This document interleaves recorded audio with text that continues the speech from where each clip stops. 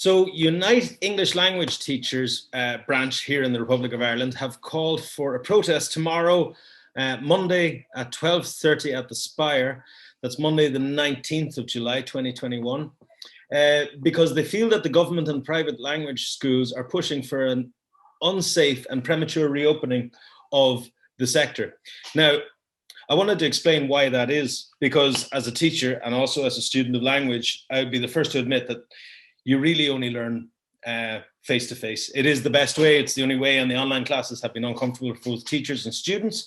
It isn't what people have paid for, and we do want all the students who've been in Ireland over the pandemic to get what they wanted. And we've been working really hard for months, for a year and a half on this, pushing, and we have had the political parties, the ministers, the Taoiseach and people admit that those who came here for English language classes and ended up doing all of the hard work during the pandemic should get what you paid for.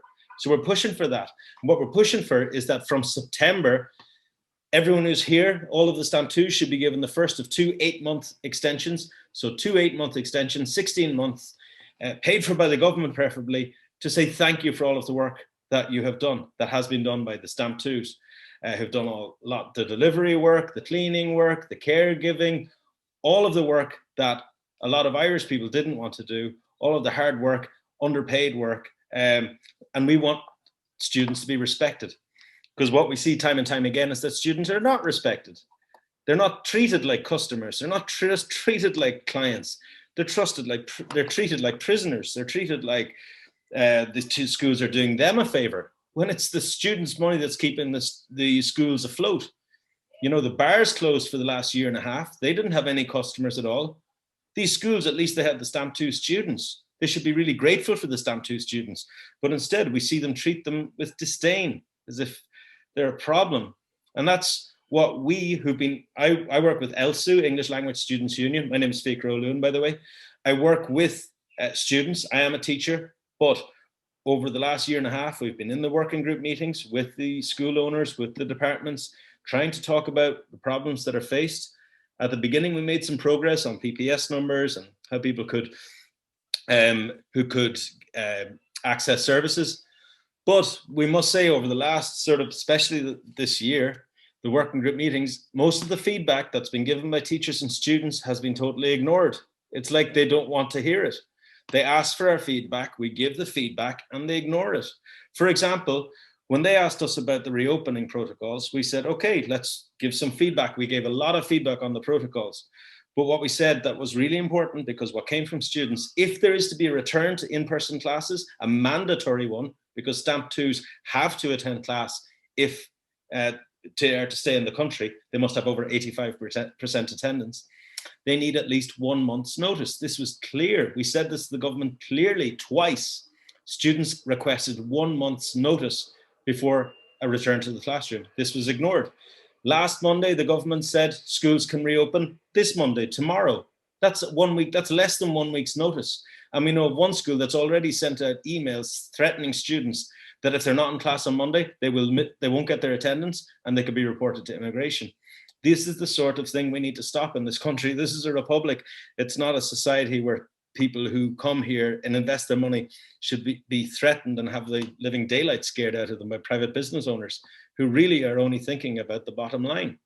Now, speaking about the bottom line, we know for a fact that the schools who are pushing most for this early and premature reopening, there's a few schools which have received between them 1.5 million euros in public funding.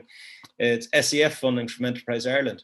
So they have this extra cushion of cash that other schools don't.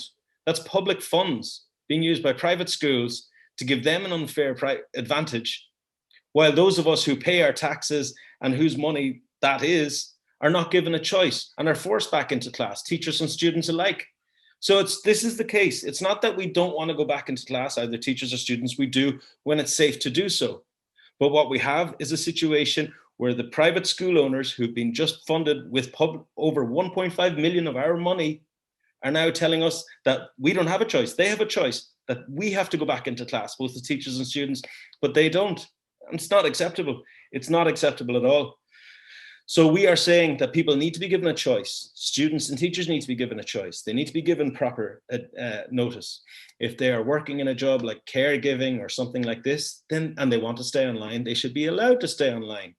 And if they are not in Dublin, let's say, for example, I know of one student who moved to Sligo, and she's been told that she must give up her job, give up her house, move back to Dublin, all within the space of less than a week, because the school owner wants to open. That's not the way it works. It's not the way it should work. And what we saw last month in Malta was the schools reopened. And because Malta was the only place in Europe that was offering English language classes, loads of people went there. And their Delta, their coronavirus rates went from 23 cases a day to 1,000 a day until the schools were shut again by the government until further notice. Now, we want the schools, when they do reopen, to stay open again. So this is in the interest of both the school owners, the teachers, and the students. But the short-term vision of some of the schools is putting us all in a dangerous position. So we have to make sure that people have their voices heard and that they understand what is at stake.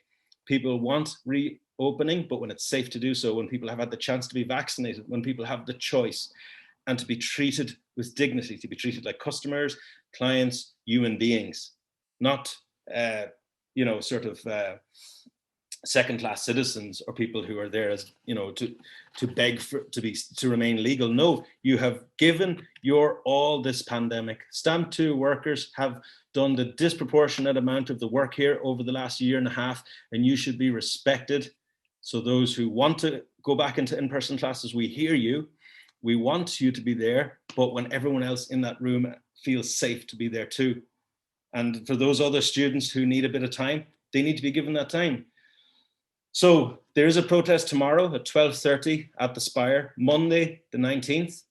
We're going to then go to the Department of Further and Higher Education. This protest has been called by the teachers, but we really feel that teachers and students need to come together and make sure our voices are heard, because we are the people in the classroom. We have to respect and listen and support each other so that the school management and the government finally listen, and that when people do go back into class, it's safe to do so. And we get those extensions that we're pushing for, and we get the refunds too, because the rules which demand that people have 85% attendance, there's other rules saying that schools cannot abuse their students' money. But we know that this is happening, that students' money is not taken care of as it should have been, and that people are left out of pocket, as is in the case of the Travel Now agency, which has disappeared with €500,000 or so of students' money. And we're looking for that. And as I say, if you have any questions or queries about that, please do get in touch, info@elsu.ie. We are trying to track down all of the affected people by the Travel Now fraud, and that we are going to work closely with the Mexican and Irish authorities to make sure this doesn't ever happen again. And we have support in the Irish Dáil, in the Parliament, from politicians in the government and in the opposition who think that students need to be treated better. They are appalled when I give them the details of how you are treated. So don't feel alone, don't feel bullied. If your school threatens you, says you have to come into class before you are ready to come into class, you don't feel safe, or that you're given less than one month's notice, please do let us know. We don't think this is fair. And I think you should be even reporting this to the Gardaí if you're being threatened by a school or people who are saying that you have to do something against your will. You're an adult, you shouldn't be treated like this. Okay, so yeah, we hope that explains, we hope that kind of clears up and people can understand that it's not against in-person classes. We want in-person classes, but we want them to be safe. And we think September is a much better date to start this, and that everyone who's been here be given those extra extensions and be treated properly. So yeah, thanks very much for listening. And hopefully we'll see you tomorrow at 12:30 at the Spire before we go to the Department of Higher Education. Thanks very much, and talk to you soon. Bye.